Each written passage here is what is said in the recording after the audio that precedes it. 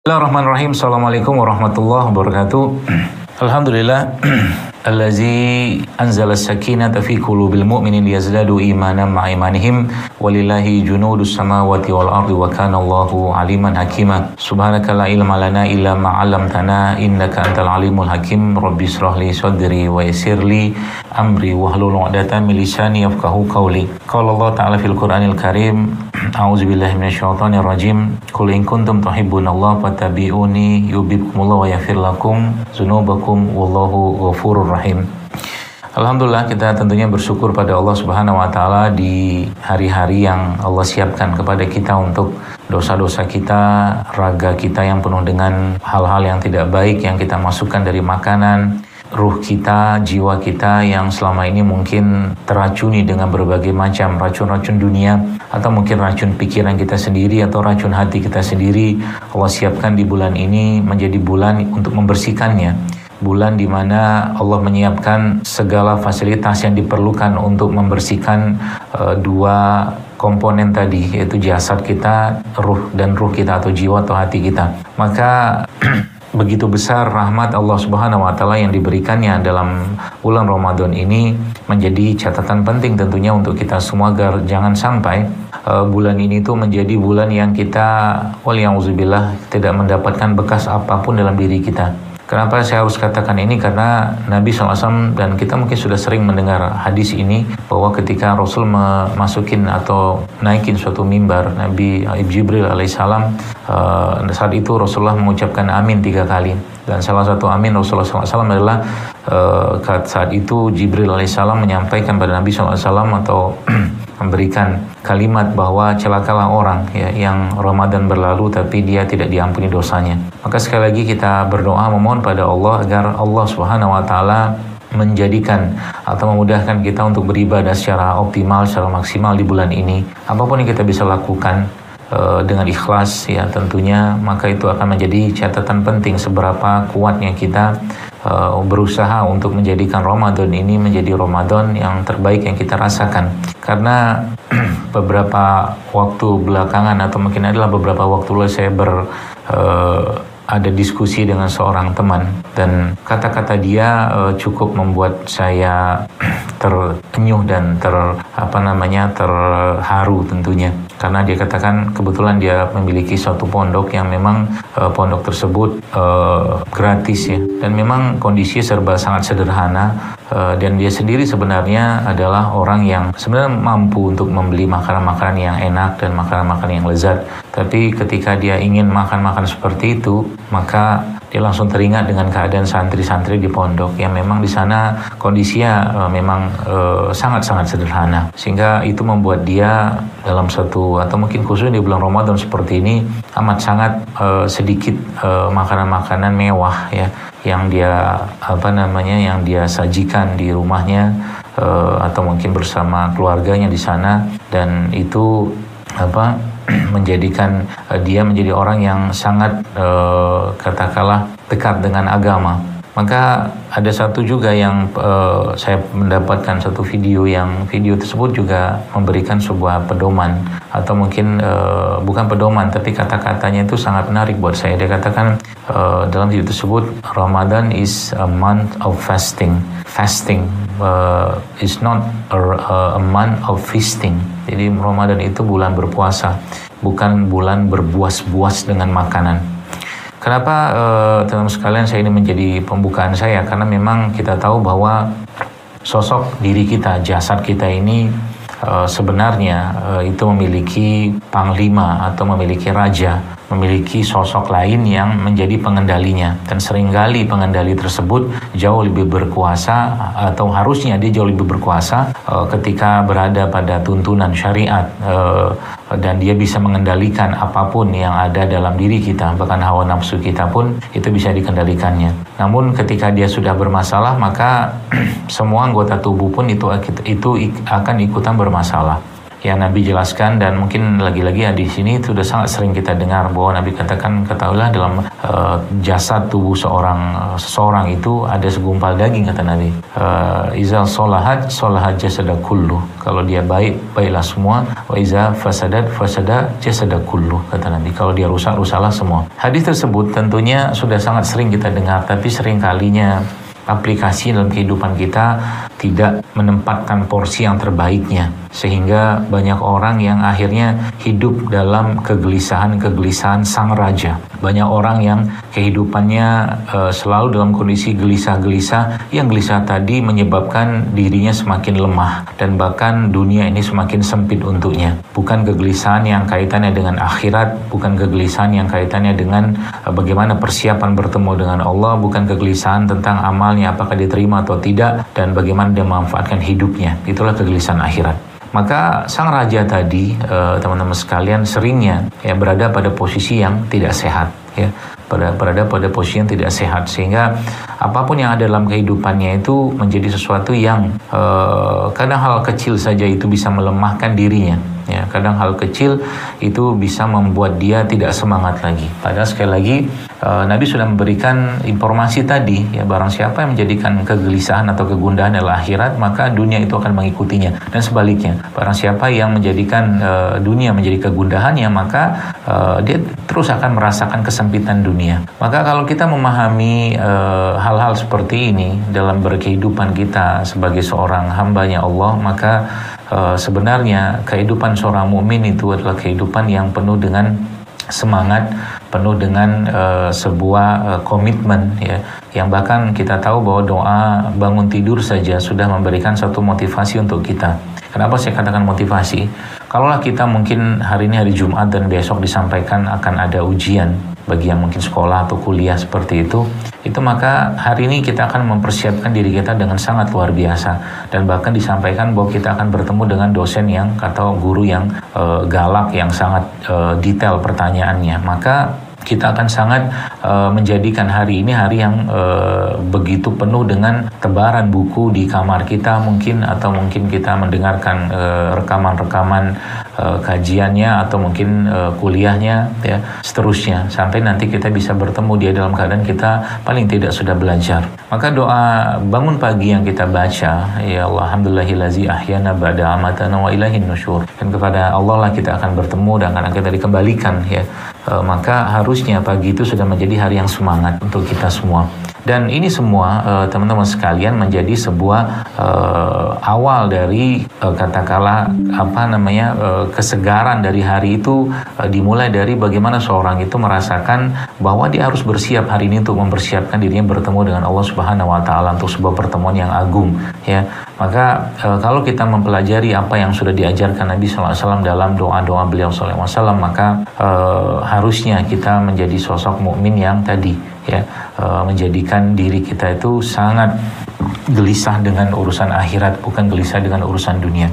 Jadi sehingga nanti kebahagiaan yang ingin kita raih di dunia itu bisa kita dapatkan dengan gelisahnya kita dalam urusan akhirat. Apalagi kalau kita lihat sekarang, betapa banyak orang yang kemarin saya dikirimin juga foto dari atau lihat foto di mana Masya Allah ada la ilaha illallah lah, Masya Allah, lihat orang-orang yang hidupnya sangat-sangat tidak berkecukupan, rumahnya itu mungkin kalau saya lihat itu cuma plastik saja, ada mungkin tikar-tikar yang disusun di situ, dengan kondisi yang sangat-sangat mengenaskan.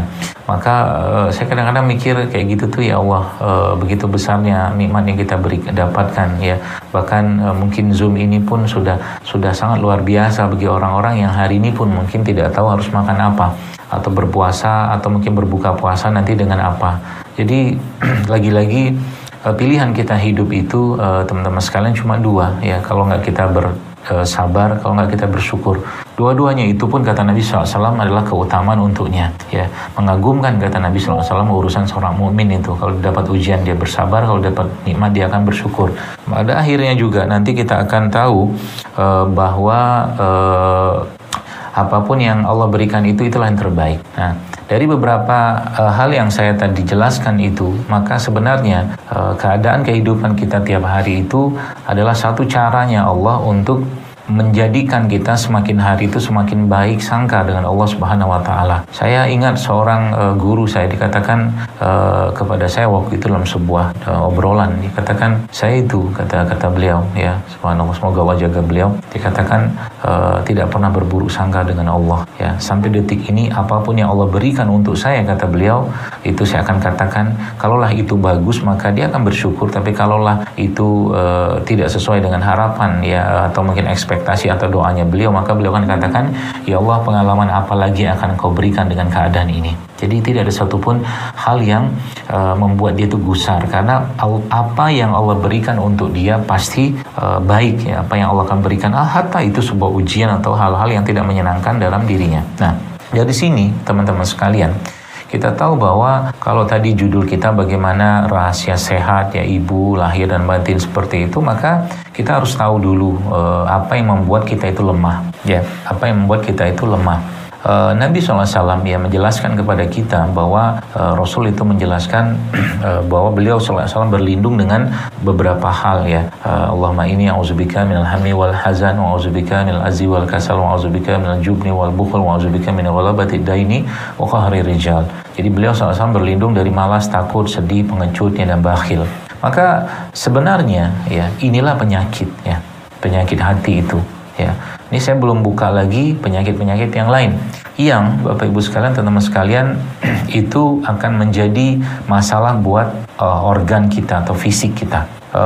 Seorang yang misalkan katakanlah sedih ya, atau mungkin berkepanjangan, itu dalam penelitian yang disebutkan atau saya pernah baca, itu ternyata ibu hamil saja yang terus-menerus merasakan kesedihan dan tidak ada bahagia-bahagianya, maka anak yang dia kandung itu akan memiliki imunitas yang lemah. Ya, bahkan sampai ke tingkat sampai akan muncul masalah pada genetiknya atau gennya, sampai seperti itu. Maka ini semua ya masalah-masalah atau penyebab-penyebab emosi atau perasaan yang tidak nyaman ini harus ditanggulangi tentunya ya. Ditanggulangi dengan cara apa? Tentunya dengan Al-Quran, dengan bagaimana Nabi mengajarkan. Itu yang pertama. Lalu yang kedua, hal yang lain yang menyebabkan itu harus dibuang. Nabi SAW menjelaskan apa? Dibuang seperti apa? Kata Nabi SAW, dosa itu sesuatu yang menggelisahkanmu, kata Nabi. Dan kebaikan itu sesuatu yang membahagiakanmu. Ya, dosa itu sesuatu yang menggelisahkanmu dan engkau tidak mau orang tahu tentang itu. Sedangkan kebaikan atau amal itu adalah sesuatu yang menyenangkanmu atau membahagiakanmu. Maka dua poin penting tadi pada kita bicara tentang toksin hati tadi, ya, itu menjadi sebuah hal yang sangat sangat krusial sebenarnya untuk kita katakanlah duduk sebentar di situ, kita melihat diri kita ya, karena memang tadi ya, bahwa ketika muncul kegelisahan ya, contoh mungkin sekarang saya ya, atau mungkin teman-teman sekalian banyak mendapatkan orang-orang yang mengeluh dengan penyakit anxiety atau kecemasan. Itu kan menjadi penyakit yang sebenarnya zaman dulu nggak ada. Kalau saya mungkin boleh menyimpulkan dalam versinya saya, ya, bisa jadi ya ke-anxiety itu muncul karena dosa yang dia lakukan. Loh, saya tidak saya nggak mencuri kok, saya nggak merampok atau gitu-gitu lah, dosa-dosa besar. Tapi pertanyaannya, mungkin pada kategori dosa yang kita anggap kecil saja, itu bisa menimbulkan anxiety atau kecemasan tadi. Contoh, mungkin dia buruk sangka dengan Allah. Contoh, ya, terlalu khawatir dengan urusan dunianya, terlalu khawatir dengan urusan pekerjaannya, terlalu khawatir dengan urusan keluarganya, dengan anaknya, suaminya, atau istrinya segala macam. Sehingga hati itu terus merasa was-was, ya. Sehingga kalau kita bicara was-was, ya, teman-teman pernah tadabbur ya, mungkin kalau kita buka surat Anas itu ya, kita tahu surat Anas ya, ada surat-surat yang memang, atau surat Al-Mu'awwizatain ini kan surat-surat yang dibaca dalam keadaan atau mungkin disunahkan oleh Nabi SAW untuk kita baca di pagi dan petang dalam bentuk zikir pagi dan petang kita. Nah, kita tahu bahwa dalam surat Al-Falaq saja ya, atau surat Al-Falaq itu kita meminta perlindungan pada Allah cuma satu kali ya. Auzubillahi minasyaitonirrajim, qul a'udzu birabbil falaq ya. Wahai Rob, kita berlindung qul a'udzu birabbil falaq ya, ke Rob yang menguasai subuh, min syarri ma khalaq, dari kejahatan waktu subuh ya. Maka itu kita minta perlindungannya satu kali Tapi yang dalam surat An-Nas kita tahu Allah di situ menyebutkan atau mungkin mengajarkan kita untuk berlindung kepada penyakit yang justru jauh lebih berbahaya sebenarnya, sehingga kita menyebut nama Allah 3 kali sana. Apa bunyinya? Qul a'udzu birabbin nas, rabbin nas, malikin nas, ilahin nas. Ya, kita sebut nama Allah 3 kali, rabbin nas, malikin nas, ilahin nas. Untuk apa? Min syarril waswasil khannas. Waswas gitu kan. Jadi dari situ sebenarnya sebuah catatan penting dan sebuah hal yang menjadi tolak ukur untuk kita bahwa penyakit-penyakit seperti ini ya teman-teman sekalian itu jauh lebih memberikan efek yang fatal ya pada diri seseorang, bahkan sampai ke kategori mungkin mungkin jin, bahkan sihir yang gampang masuk ke diri seseorang karena was-was itu tadi ya. Maka ini kita mulai harus merenungi gitu kan, dan ini boleh saya katakan menjadi penyakit yang bisa diturunkan ya. Sering saya sampaikan dalam beberapa kajian saya beberapa waktu belakangan ini bahwa ketika seorang ibu yang sedang mengandung anaknya atau hamil gitu, kemudian ibu ini dalam kesehariannya tidak ada hal-hal yang membuat dia tuh merasa pede, misalkan dengan dia sebagai seorang muslim ya, yang dia pikirkan terus ini dari keluarga biasa, katakanlah misalkan dia pada satu titik bertemu atau menikah dengan seorang laki-laki yang mungkin dia soleh tentunya, tapi dia merasa was-was ya bahwa siapalah aku gitu loh. Nah itu akan jadi masalah buat dirinya dan anaknya, dan itu akan diteruskan. Maka dalam Islam itu kita tahu bahwa kemuliaan seorang muslim itu walaqad karramna bani Adam, kata Allah, dan kami telah muliakan keturunannya Adam. Allah bilang kayak begitu. Maka kita nih, status kita sebagai seorang muslim saja sudah cukup membuat kita tuh menjadi seorang yang mulia. Maka kita harus tadaburi itu baik-baik. Bahkan Allah sudah jelaskan bahwa kita tuh Allah nggak lihat ya, atau mungkin yang dilihat Allah itu inna akramakum, yang paling mulia di sisi Allah indallahi atqakum, kata Allah. Bahwa yang paling mulia di sisi Allah itu adalah orang-orang yang bertakwa. Hanya itu saja. Mau dia putih kulitnya, mau dia mancung hidungnya, mau dia matanya lentik, bulu matanya banyak atau tidak, segala macam, nggak ada urusan buat Allah. Bahkan dalam sebuah hadis Nabi menjelaskan innallaha la yanzuru ila suwarikum. Allah nggak lihat wajah rupa kalian, Allah nggak lihat gitu loh. Bahkan Allah nggak lihat siapa kalian tuh Allah nggak lihat, walakin yanzuru ila qulubikum, tapi yang Allah lihat adalah hati-hati kalian. Jadi balik-balik ke sana aja. Jadi kalau kita bicara tentang ketenangan, contoh mungkin seorang ibu atau wanita yang dicemas luar biasa, ketakutan luar biasa, was-was luar biasa terhadap suaminya. Nanti suami begini begitu segala macam, padahal suami baik-baik saja gitu kan. Maka itu kan cepat atau lambat ya, langsung tidak langsung akan menjadi penyakit dalam bentuk fisik untuk dirinya. Salah satu contohnya misalkan kalau kita bicara tentang darah tinggi misalnya, itu akan menjadi penyakit yang paling gampang beredar pada orang-orang yang punya karakter perasaan seperti itu ya. Padahal cukup dia katakan, ya Allah, kutitipkan suamiku kepadamu, kutitipkan dia dalam pekerjaannya, kutitipkan dia dalam perjalanannya, selesai. Apapun yang terjadi Allah yang akan urus, karena Allah lah sebaik-baik Al-Hafiz, menjaga. Ya, jadi ini kayak begini kadang-kadang ya, yang dulunya nggak muncul ya di zaman mungkin kalau kita lihat ya, saya mungkin berasal dari tempat yang memang kita tahu ya, zaman dulu handphone nggak terlalu banyak ya, mungkin sosmed nggak sebanyak sekarang, sehingga kita nggak punya banyak pembanding ya, kita nggak punya banyak yang kita bisa lihat, sehingga yang kita lihat itu yang nyata-nyata saja ya. Untuk jadi ibu atau bapak di zaman sekarang tidak sama dengan jadi ibu bapak zaman dulu, lebih susah zaman sekarang karena mereka punya pembanding yang luar biasa. Maka sering saya sampaikan, seorang ayah atau seorang ibu ya yang punya anak itu nggak cukup cuman sekedar cari nafkah untuk anak, yang nggak cukup. Mereka harus jadi teladan ya, karena keteladanan itulah yang dilihat oleh anak-anak mereka di rumah. Bagaimana anak mau sholat, katakanlah misalkan sedangkan orang tuanya kadang-kadang telat sholat, bahkan nauzubillah nggak sholat. Bagaimana anak itu mau belajar Quran sedangkan orang tuanya sendiri tidak ada keinginan untuk mempelajari Quran. Jadi nggak cukup cuma sekedar cari nafkah, itu udah basic banget mencari uang atau harta tadi ya. Apalagi belum cerita kalau seandainya nih yang jadi masalah di zaman sekarang yang saya lihat ini teman-teman sekalian, itu adalah ketika hak-hak kasih sayang yang harusnya didapatkan oleh anak tadi tidak dia rasakan. Adalah beberapa waktu lalu ada seorang yang berkonsul ke saya, seorang ibu-ibu lah, dia bekerja di suatu tempat yang memang ada shiftnya gitu kan. Shift itu seringnya tuh malam gitu kan, kata dia begitulah. Nah shiftnya tuh kerja, pekerjaannya bagus tentunya, gak ada masalah. Tapi saya mikir gitu kan, nih kalau orang kayak begini dikasih anak sama Allah, saya katakan mungkin kemungkinan besar anak itu akan dititipkan kepada orang tuanya. ya kepada orang tua si ibu itu, gitu kan. Jadi wajar dan lebih bagus dia nggak punya anak, gitu loh. Seperti itulah. Karena kalau seandainya anak itu misalkan hadir kata Allah berikan, maka yang terjadi adalah anak itu nggak mendapat hak kasih sayangnya, dan itu fatal buat dia.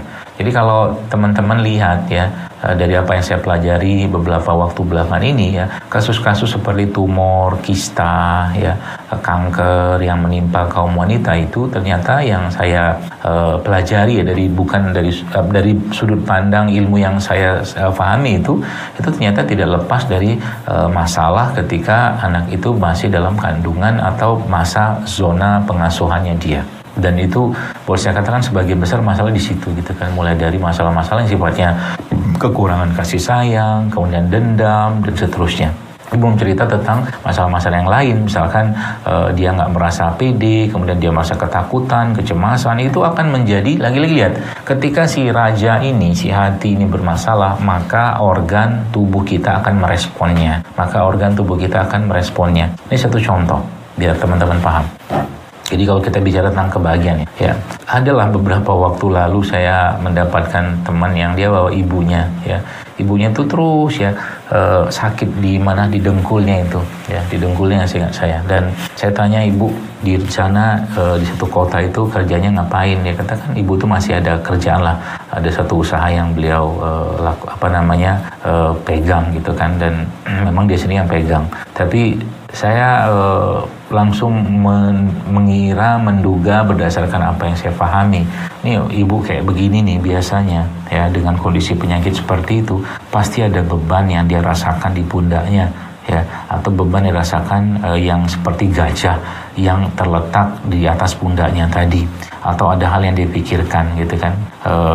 Jadi saya bilang mungkin bisa jadi jawaban untuk penyakit dia ini bukan herbalnya apa, makannya apa, tapi coba berikan hak badannya itu untuk dia merasakan sebuah hal yang menjadi meringankan beban hidupnya tersebut ya, beban hidupnya tersebut. Dan ternyata benar ya, ketika dia diajak jalan sama anaknya, anak yang paling dekat sama dia, itu ternyata ya banyak berkurang ya keluhan-keluhan tadi gitu. Bahkan ekspektasi saya waktu bertemu saya tersebut, itu ibu tersebut nggak bisa duduk gitu ya, bahkan bersila, tapi ternyata bisa duduk, bisa bersila, bahkan bisa ya cukup baiklah keadaannya gitu, meskipun agak sulit pada kondisi-kondisi gerakan tertentu. Jadi kayak begitu ya. Jadi hal-hal jadi semakin banyak beban-beban emosi yang kita bisa atau mungkin dirasakan seseorang tadi, maka konsekuensinya adalah raga kita pasti akan sakit. Jadi kalau saya mungkin sebagai katakanlah kesimpulan awal dari pembahasan ini ya, kalau raga itu mau sakit maka jagalah perasaan, jagalah hati kita. Pertanyaannya kan kita nggak bisa terus-terus menjaga, kan gitu kan. Apakah ada solusi secara Islami? Adalah. Nah, mungkin Islami yang luar biasa ini tidak memberikan solusi. Kita nggak bisa jaga hati kita, teman-teman. Nggak bisa. Hati kita tuh sangat mudah berubah. Tapi ya kita bisa minta pertolongan kepada Allah dengan doa-doa. Contohnya apa? Dengan doa ya yang sering kita baca juga, ya muqallibal qulub ya, tsabbit qalbi ala dinik. Allah mungkin doa-doanya seperti Allahumma inni as'aluka sabata fil amri ya, tegakkan, kokohkan aku dalam urusanku, atau doa seperti Allahumma inni as'alukal huda wat tuqa wal afa wal ina. Karena doa itu sendiri adalah obat. Doa itu obat ya. Terus apalagi doa kebaikan tadi, tilawah bacaan Quran kita tadi, itu akan seperti makanan untuk si ruhnya kita itu. Makanya Utsman bin Affan radhiyallahu anhu mengatakan kalau seseorang itu hatinya suci dan bersih, maka dia tidak akan pernah puas dan dia tidak akan pernah kenyang dengan membaca Al-Quran. Tidak akan pernah. Dia akan terus merasa lapar, tanda kutip, dan akan merasa haus dengan bacaan Quran yang baca. Sehingga pelan-pelan kan membersihkan itu tadi. Dia punya dugaannya atau buruk sangkanya Allah hilangkan dengan Quran tadi. Kemudian dia punya kesedihan, Allah hilangkan ya. Kemudian apalagi dia punya bakhilnya, itu Allah hilangkan. Karena Al-Quran itu kan sudah Allah jelaskan bahwa Al-Quran itu obat ya. Kalau dalam Al-Quran itu kata-kata syifa itu ada beberapa yang Allah sebutkan di sana. Ada 4 seingat saya. ya. Dan 3 syifa itu diwakili oleh Al-Quran. Jadi syifa itu diwakili oleh satunya baru madu, ya. Jadi itu obatnya, bukan sekedar obat, tapi dia penyembuh gitu kan. Penyembuh buat apa? Penyembuh buat hati atau di dalam dadanya, hati di dalam dadanya orang-orang yang beriman dan meyakini itu, ya.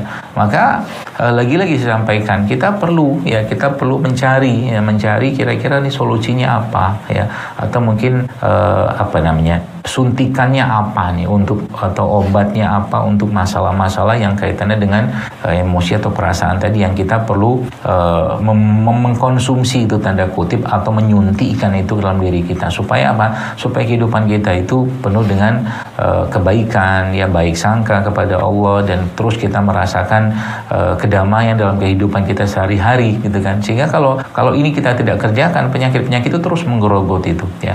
Bahkan ya, saya melihat sini teman-teman sekalian, ya, penyakit yang paling penyakit yang paling berat, ya, yang menimpa diri seseorang berkaitan dengan emosi, ya.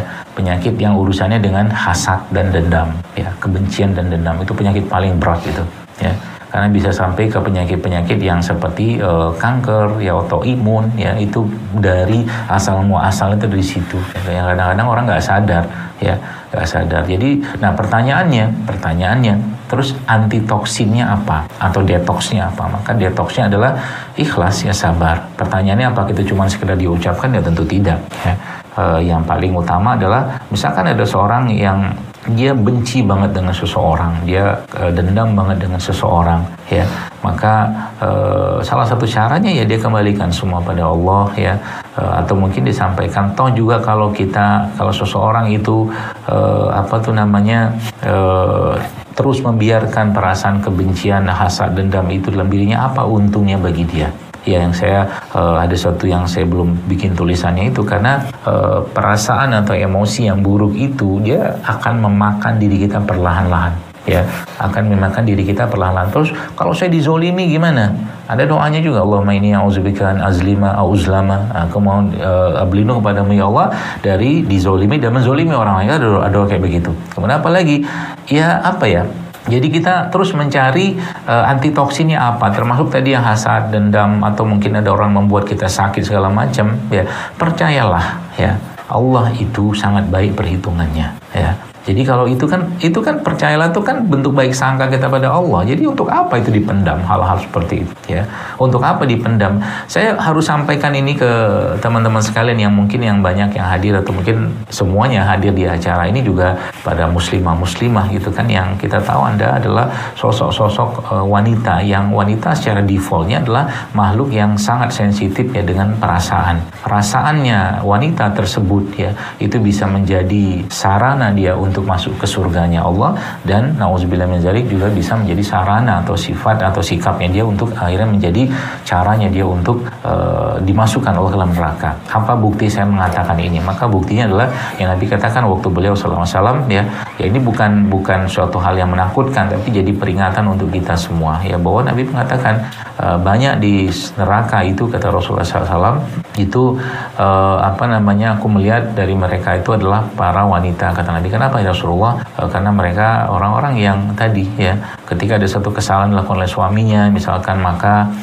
tak tampak lagi kebaikan pada suaminya, yang tampak itu salah satunya, dan mereka kurang bersyukur dan kurang bersedekah, kata Nabi. Itu salah satunya. Jadi kalau dari ayat ini faedahnya kita mau ambil, ya, banyak-banyaklah bersyukur, ya. Kalau seandainya seseorang tidak mendapatkan keadilan, ya, sesuai dengan yang dia harapkan, maka mintalah keadilan itu kepada Allah. Mintalah keadilan itu kepada Allah. Ya, caranya gimana? Sampaikan, ya Allah, aku mohon keadilan kepadamu, ya, apa-apa yang aku tidak dapatkan dari si A, si B segala macam, gantilah dengan yang lebih baik. Jadi kan salah satu cara, ya, caranya kita untuk mendapatkan dulu ketenangan tadi, ya, mendapatkan dulu ketenangan. Jadi kalau kita sudah seperti itu teman-teman sekalian, maka ya hati kita akan tenang, ya, hati kita akan damai, hati kita akan terus merasakan keterikatan atau kedekatan dengan sang pemilik hati kita, yaitu Allah Subhanahu wa Ta'ala.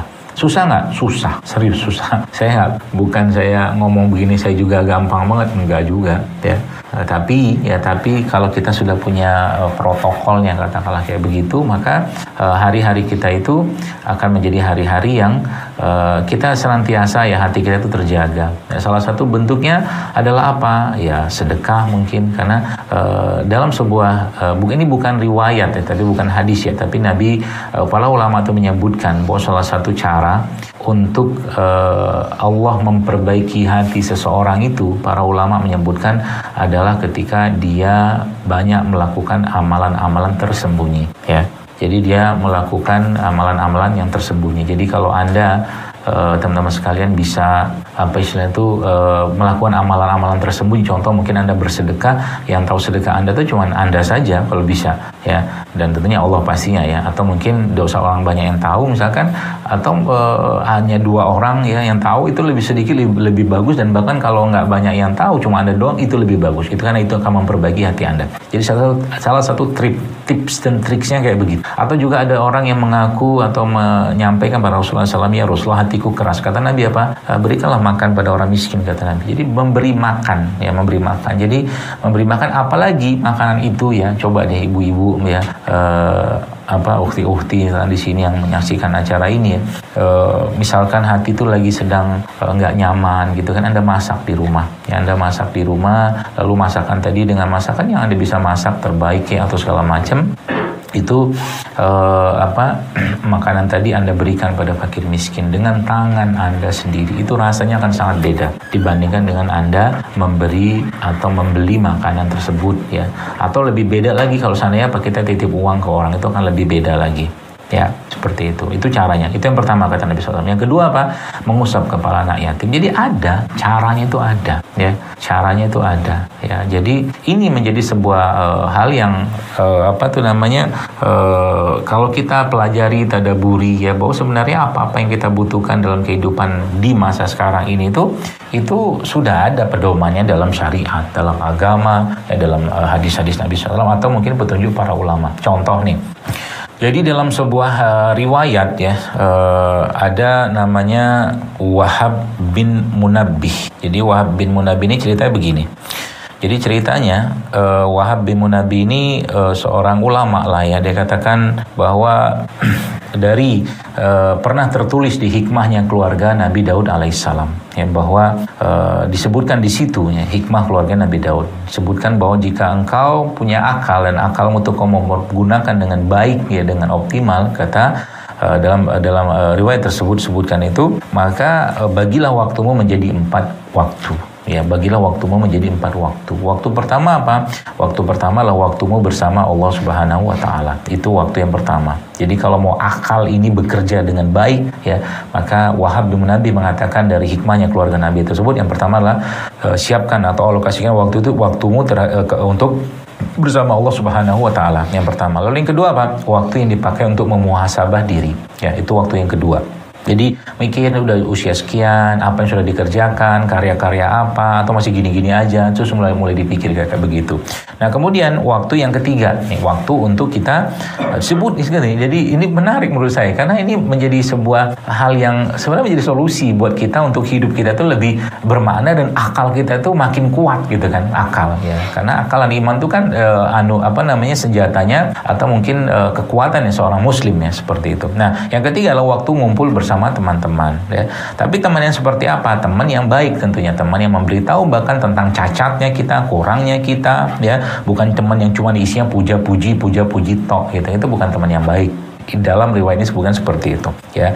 Jadi sama teman juga jujur. Nah, yang menarik adalah bahwa yang terakhir, waktu yang keempat itu waktu menikmati kita dan diri kita. Jadi kalau waktu ketiga itu waktu kongko.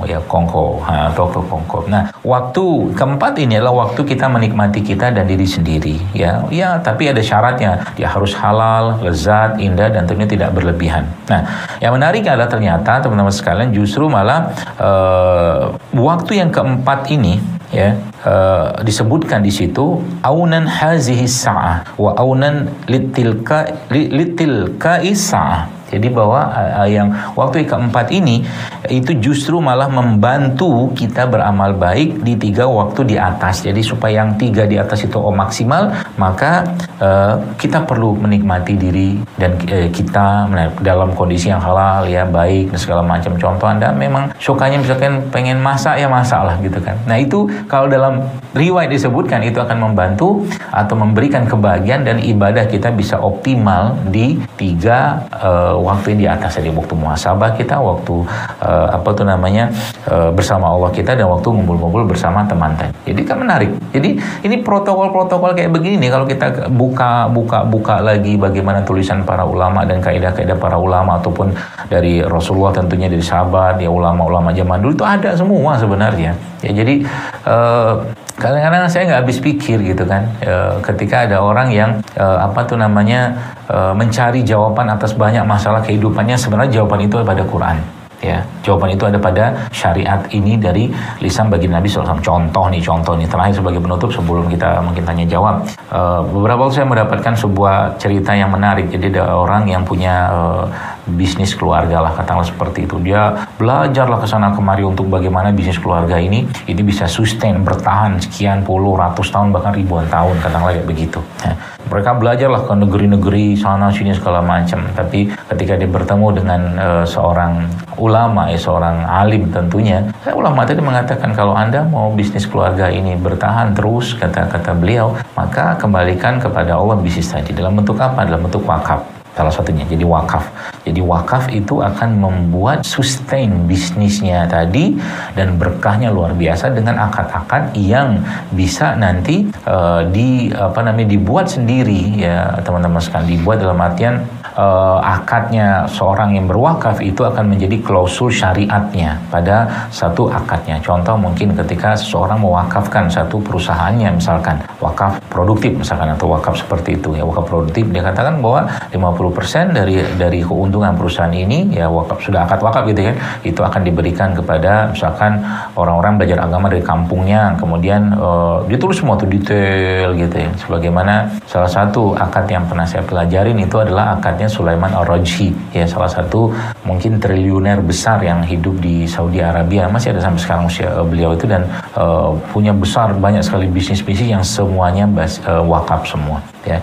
Jadi itu detail banget. Jadi itu akan menjadi klausul syariat. Jadi itu ya, kadang-kadang kita sibuk mencari jawaban ke sana kemari, padahal jawaban sebenarnya dan paling gampang itu ada pada agama dan syariat ini. Bertanyalah pada Allah, bertanyalah pada Rasulullah ya, bertanya pada ulama ya, seperti itu, maka kita akan banyak menemukan atau bisa menemukan banyak sekali keindahan-keindahan syariat ini yang akan menjadikan kita itu hidupnya itu ya pasti ya, lahir batin ya, raga, jasad kita atau mungkin ruh kita, hati kita itu akan terjaga semua ya, seperti itu. Jadi memang kita perlu ya duduk sebentar ya, duduk untuk mendalami Quran ya, untuk mendalami ilmu-ilmu dari hadis-hadis Nabi SAW, perkataan para ulama, karena memang itulah yang akan menjadi penyemangat untuk diri kita. Saya kira mungkin itu yang bisa saya sampaikan. Mungkin saya lanjutkan lagi dengan tanya jawab. Allahumma bishawab. Assalamualaikum warahmatullahi wabarakatuh.